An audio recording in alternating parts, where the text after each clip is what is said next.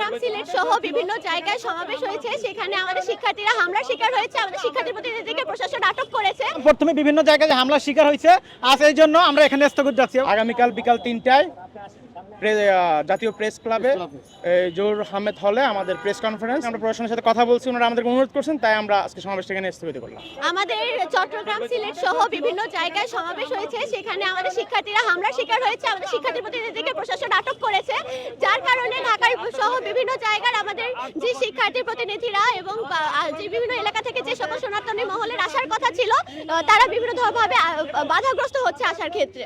হ্যাঁ, আগামীকাল বিকাল ৩টায় কালকে আমাদের প্রেস কনফারেন্স, সেখানে সমস্ত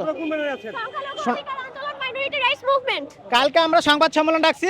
সেখানে দিদি বলেছে আগেই, আজকে ৩টায় বললাম প্রথমে বিভিন্ন জায়গায় হামলার শিকার হয়েছে, আজ এই জন্য আমরা এখানে স্থগিত যাচ্ছি এবং বিভিন্ন জন আসতে সমাবেশে সংকুচিত বোধ করছে। না তারা সহযোগিতা করছে, আমরা কোনো হামলার শিকার হইনি। মাঠের অলরাউন্ডার আমি, আর ঘরের অলরাউন্ডার টাইলক্স।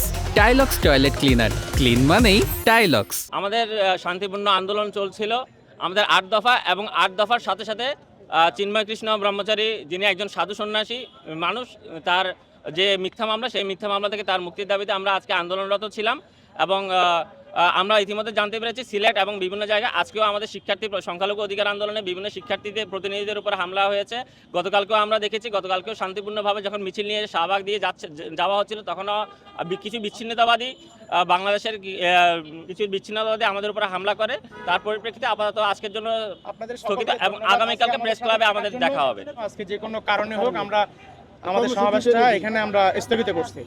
আগামীকাল বিকাল ৩টায় জাতীয় প্রেস ক্লাবে জহুর আহমেদ হলে আমাদের প্রেস কনফারেন্স, আপনারা অবশ্যই আসবেন। সেখানে আপনাদের সকল প্রশ্ন উত্তর দেওয়া হবে। আজকে চাপ নাই, আমরা যেটা বলছি, আমরা প্রশাসনের সাথে কথা বলছি, ওনারা আমাদেরকে অনুরোধ করছেন, তাই আমরা আজকে সমাবেশ এখানে স্থগিত করছি।